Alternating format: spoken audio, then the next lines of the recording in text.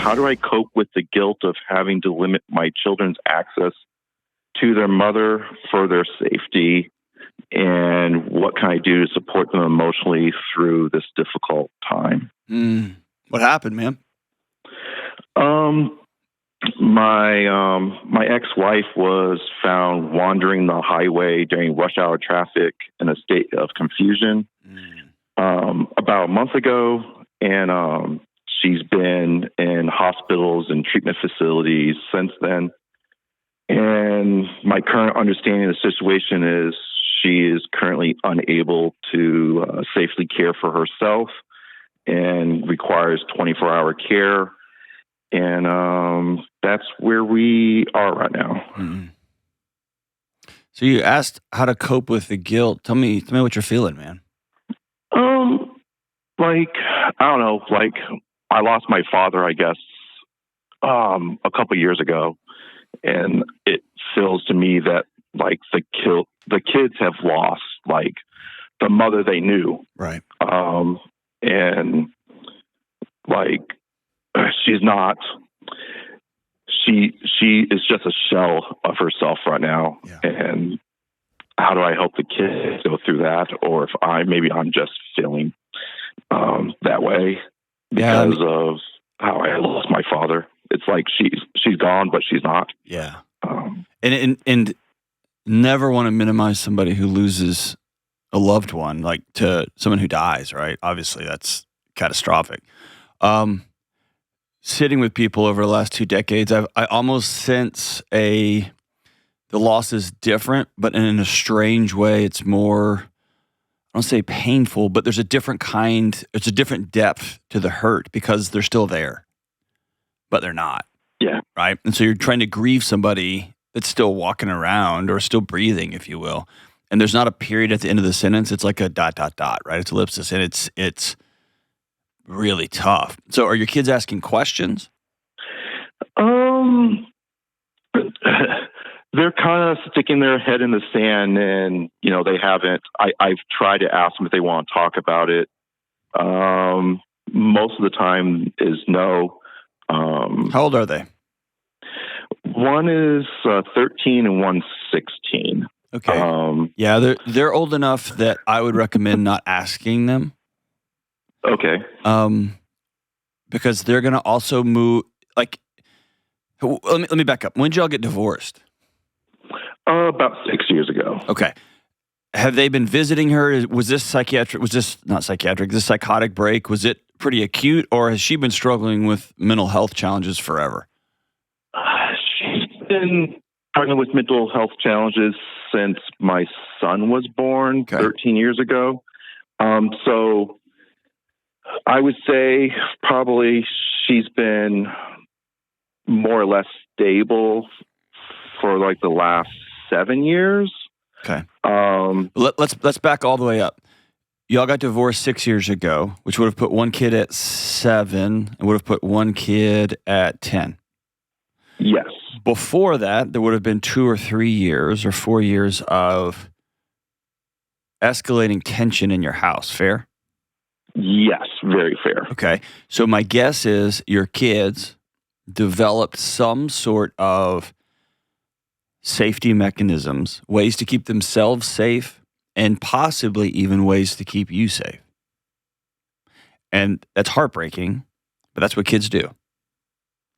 Yeah. And I'm wondering if this many years later, they know there's just some things that is just not good to talk about with that. And that's not an indictment of you, that's just an is. And so when you say, hey, do you guys want to talk about something? They may say those feelings are too big and we can't hold them. We're teenagers, but we're still kids. And we don't want to do that to you, Dad. Or we saw how hard it was when you lost your dad. Like, let's just keep the water calm. And so often a great gift a parent can give their kids is to let the kids see how hard this is for you. Give them permission, not verbally, but experientially, that Dad's heart is broken too. that I'm sad, that I'm going through another grief just after my dad died. And that goes counter to everything we're taught as men, which is the greatest gift we could give our kids is like just be a pillar of concrete, just be strong. And what ends up happening is the kids feel crazy because they miss their mom, or they miss marriage, or they miss the fantasy that one day, even though it's been 6 years, mom and dad will get back together. And so there may be a moment where you say, hey, kids, like, I need you all to come sit around the table. And maybe you'll never sit around the table in your house. That's cool.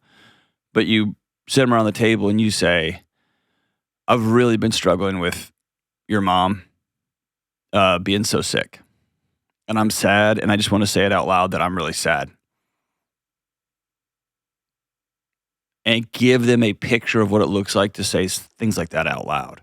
Maybe it's, hey, I want you guys to write a letter to your mom, and she may not be able to read it right now, but I want you all to read it out loud. That's your homework assignment. And after you do that, I'll take us out for ice cream. But I want you all to write a letter to mom, whether you miss her, whether you're mad, whether you're sad, whether you're frustrated, and give them a homework assignment that they have to do a thing in front of you. And they'll go, Dad, so dumb, man.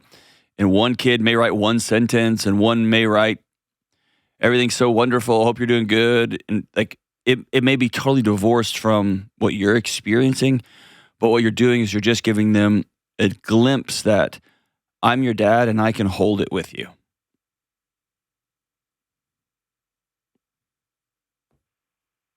Okay, that makes sense. Yeah. How does that sound? Does that scare you? Does that frustrate you? Are you like, that's just stupid? Like, talk to me. I mean, I guess it's scary. Tell me more about that. I'm really good at making sure. Hey, real quick, Tim, your phone's breaking up real bad. All right. There we go. There it is. Now you're back.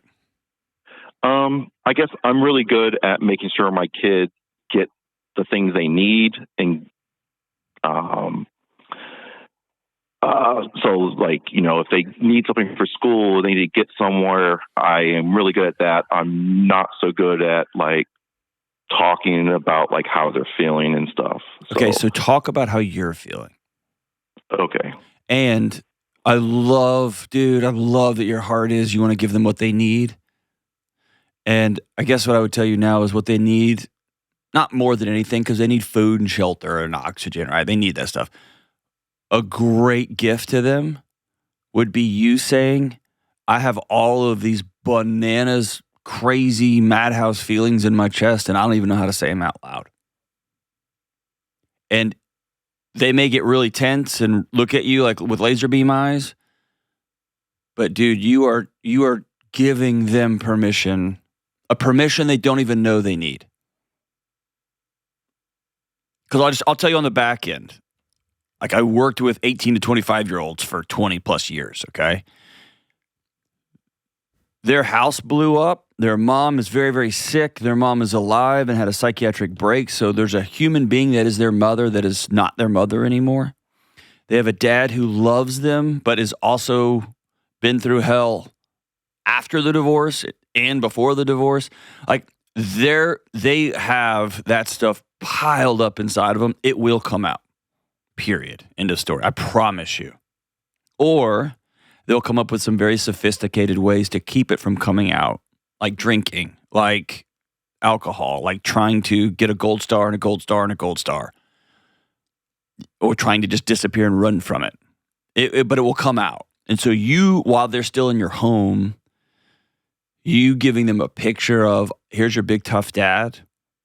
Like, dude, they know you love them. They know that. But you giving them a picture, guys, I don't even know what to say right now.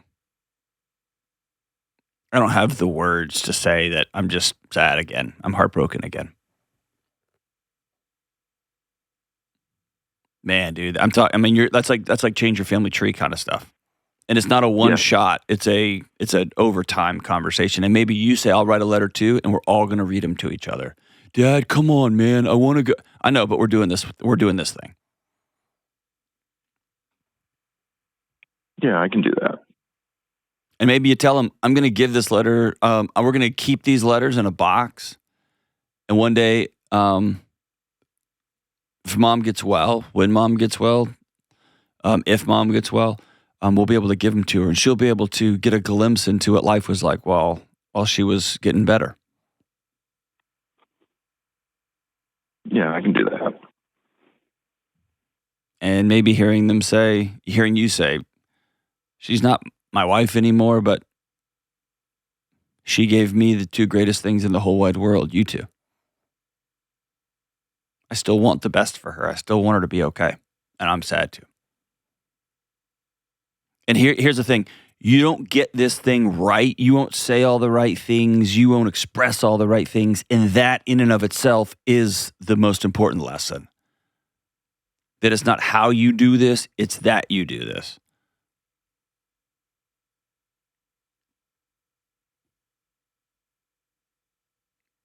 You're getting real quiet on me. What are you thinking? I feel that they're hurting, and I feel helpless, I guess. Okay. Yeah. Then let's don't ask them to. Let's just be the dad and run straight into their hurt. Because if they were bleeding, you'd run straight into that. If there's a broken arm, you'd run straight into that. If somebody in the yard was trying to hurt your kid, you'd run straight into that. Their hurt is just inside their chest. Run straight into it. And even if you run in saying, I don't know what to do, they'll have the permission to finally drop their shoulders. And I think you're onto something. I think you're reliving this with your dad, and maybe you write a letter to your dad and read that to your boys. Dear Dad, I miss you. Dear Dad, you left too early. I'm both mad at you and I miss you and I need you right now. And give them a picture of what that looks like. But we're just teaching them that it's okay to be a man that provides, that takes care of, and that also has feelings too. We're going to feel these things, and then we're going to go do the next right thing. And maybe the next right thing is let's go get ice cream.